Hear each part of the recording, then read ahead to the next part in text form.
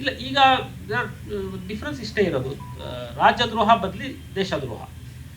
Sedition was basically ರಾಜದ್ರೋಹ. Okay, that was British ಸಾಮ್ರಾಜ್ಯಕ್ಕೆ ಸಂಬಂಧಪಟ್ಟಂತೆ ಇದ್ದದ್ದು. It has been replace the ದೇಶದ್ರೋಹ. ಓಕೆ, ಸೊ ನಾವು ಇಟ್ ಈಸ್ ಮೋರ್ ಸ್ಟ್ರಿಂಜೆಂಟ್ ಏನೂ ಇಲ್ಲ. ಐ ಥಿಂಕ್ ಸ್ಟ್ರಿಂಜೆಂಟ್ ಏನಿಲ್ಲ, ಅಲ್ಲಿ ವರ್ಡ್ಗಳು sovereignty, integrity and central government ಉಪಯೋಗ ಮಾಡಿದ್ರು. ಅಲ್ಲೇ ಸೆಡಿಷನ್ ಒಳಗಡೆ ವರ್ಡ್ಗಳು ಬೇರೆ ಇತ್ತು, ಅಂದ್ರೆ ಕೊಲೋನಿಯಲ್ ವರ್ಡ್ಸ್ಗಳಿತ್ತು. ನಾವು it has bin transferred into another ಒಳಗಡೆ. ಸೆಡಿಷನ್ ಅನ್ನೋದು ವರ್ಡ್ ತೆಗೆದು if it is affective the sovereignty of the nation and integrity of the nation and the security of the nation, ಹಿಂಗೆ ಬಿಡ್ಬೋದು. ಸೊ ದೇಶದ್ರೋಹ ಅಂತ ಆ ಕಡೆ ಇಟ್ ಈಸ್ ಸೆಡಿಷನ್ ಹೋಗಿ ಟ್ರೀಸನ್ ಬಂದಿದೆ. ಟ್ರೀಸನ್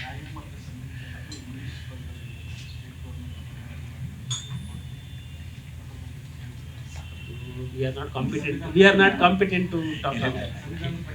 ಅಲ್ಲ, ಸಂವಿಧಾನ ವರ್ಡ್ ಇರೋದು ಸಂಸ್ಕೃತ ಅಲ್ಲಲ್ಲ, ಹಂಗೆ ನೋಡ್ರೆ ಸಂವಿಧಾನ ಅನ್ನೋದು ವರ್ಡೇ ಸಂಸ್ಕೃತ ಅಂದಮೇಲೆ ಸಂವಿಧಾನದೊಳಗಡೆ ಸಂಸ್ಕೃತ ಇದ್ದಾಗ ಮತ್ತು ಅದಕ್ಕೆ ಸಂಬಂಧಪಟ್ಟಂಗೆ ನ್ಯಾಯ ಆಗಲಿ, ನಾಗರಿಕ ಆಗಲಿ, ಭಾರತ ಆಗಲಿ, ಮತ್ತು ಅದಂಗೆ ಅನ್ಕಾನ್ಸ್ಟಿಟ್ಯೂಷನಲ್ ಆಗ್ತದೆ.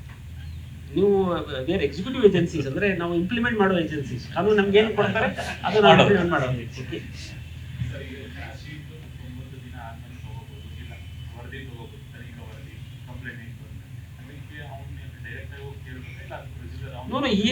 ಏಜೆನ್ಸಿ ಕೊಡಬೇಕು ಅವ್ರಿಗೆ, ಅವ್ನು ಬಂದು ಕೇಳಬೇಕು ಅಂತ ಇಲ್ಲ. Agency has to give. ಈಗ for example any investigation agency 90 days ಒಳಗಡೆ ಅವ್ರಿಗೆ ರಿಪೋರ್ಟ್ ಕೊಡಬೇಕು, ಏನು ಮಾಡಿದ್ದೀವಿ ನಾವು ಅಂತ. Okay, mode of it is yours ಅಂತಾರಲ್ಲ, that is choice is yours. ಹಿಂಗೆ ಕೊಡಬೇಕು ಆ ಥರ ಇಲ್ಲ. Maybe government, state governments can perform rules.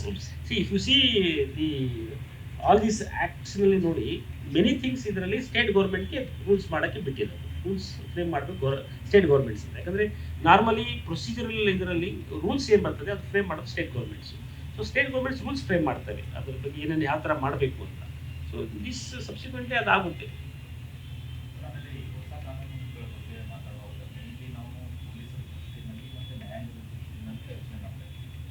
ಸಾರ್ವಜನಿಕರಿಗೆ ಮೇನ್ಲಿ ಆಗುವಂಥ ಪ್ರಯೋಜನಗಳು ಏನು ಅಂತೇಳಿ ಡಿಸ್ಟೋರ್ಟ್ ಮಾಡೋದಂದರೆ ರೈಟ್ಸ್ ಆ್ಯಂಡ್ ಡ್ಯೂಟೀಸ್ ಅಂತ ಹೇಳ್ಬೋದು. ಸೊ ಈಗ ಅದರೊಳಗಡೆ ಅದು ಹೆಚ್ಚಾನಿರೋದು ಸಾರ್ವಜನಿಕರಿಗೆ.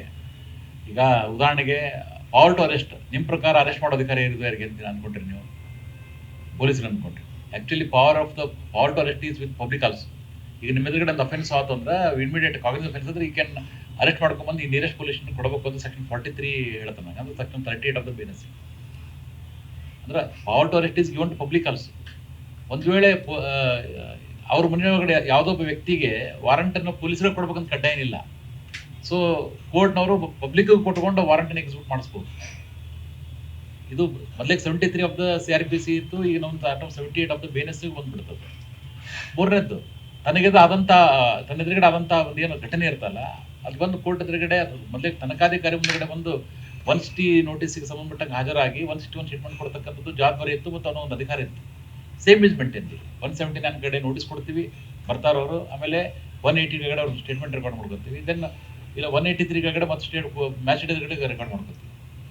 ತನಗದ ಆದಂಥ ಅಫೆನ್ಸನ್ನು, ಈಗ ಉದಾಹರಣೆ ಕಾಗ್ನಿಸ್ ಅಫೆನ್ಸನ್ನು ಕೇವಲ ವಿಕ್ಟಿಮ್ ಕೊಡ್ಬೇಕಂತಿಲ್ಲ.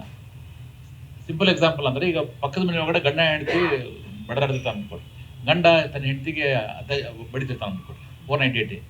ಹೆಂಡತಿನ ಬಂದು ಕಂಪ್ಲೇಂಟ್ ಕೊಡ್ಬೇಕಂತನಿಲ್ಲ. ಪಕ್ಕದ ಮನೆಯವ್ರು ನೀವು ಹೋಗಿ ಕಂಪ್ಲೇಂಟ್ ಕೊಟ್ಟರೆ automatically it is the duty of the SHO to register it.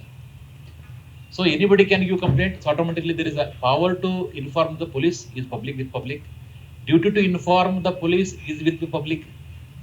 Power to arrest is with public, and duty to produce before the police is with public.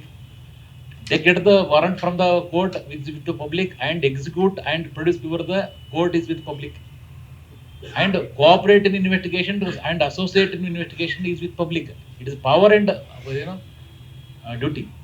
And court nogade nearby without being constrained by the police. Word ಆಗಿ ನೋಡ್ರಲ್ಲ, ನಾವು 169 of the CRPC ಒಳಗಡೆ ಹೇಳ್ತೀವಿ, ಆಮೇಲೆ 190 ಹೇಳ್ತೀವಿ. ಏನಂತೇಳಿ, the witnesses and the complainant shall not be accompanied by the police. ಅಂತ ನಿರ್ಭೀತರಾಗಿ ಬಂದ್ಕೊಂಡು court ಎದುರುಗಡೆ ಏನು ಮಾಡಬೇಕು ಅವ್ರು ಸಾಕ್ಷಿ ಹೇಳಬೇಕು. ಸೊ ಒಂದು ನಮ್ಮ ಎದುರುಗಡೆ ಘಟನೆಯನ್ನ ನೇರವಾಗಿ ಬಂದು ಪೊಲೀಸರಿಗೆ ಹೇಳಬೇಕು. ಇದು ಅವರಿಗೆ ಇರ್ತಕ್ಕಂಥ ಅಧಿಕಾರ ಮತ್ತು ಕರ್ತವ್ಯ. ಬಂಧಿಸ್ತಕ್ಕಂಥ ಅಧಿಕಾರ ಮತ್ತು ಪ್ರೊಡ್ಯೂಸ್ ಮಾಡತಕ್ಕಂಥ ಇಷ್ಟಲ್ಲೂ ಕೂಡ ಪಬ್ಲಿಕ್ಕಿಗಿರೋ ಪಬ್ಲಿಕ್ ಇದ್ದದನ್ನ ಏನ್ ಮಾಡಿದ್ರು, ಅದು ಅವ್ರಿಗೆ ಆಪ್ಷನ್ ಕೊಟ್ಟರು, ಬಟ್ ಪೊಲೀಸರಿಗೆ ಏನ್ ಮಾಡಿದ್ರು ಅದನ್ನ ಮ್ಯಾಂಡೇಟರಿ ಮಾಡಿದ್ರು. ಸೊ ನಾವೀಗ that is called public police collaboration ಇದೆ. PP ಏನಂತ ನಾವೊಂದು ಪಬ್ಲಿಕ್ ಪ್ರೈವೇಟ್ ಮಾಡ್ತೀವಲ್ಲ, ಏನು participation, sir that is called triple public police participation is nothing but getting justice to the real victims. That is a core objective of the BNSS and BNS.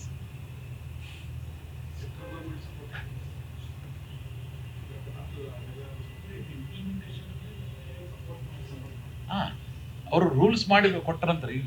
V are the executive authority ಇರೋದು. ಮೇಲಿಂದ ಮೇಲೆ ಅವು ನಮ್ಮ guidelines ಬರ್ತಾವೇನು, ಗೈಡ್ಲೈನ್ಸ್ಗಳು ಬರ್ತಾವೆ, notifications ಬರ್ತಾವೆ.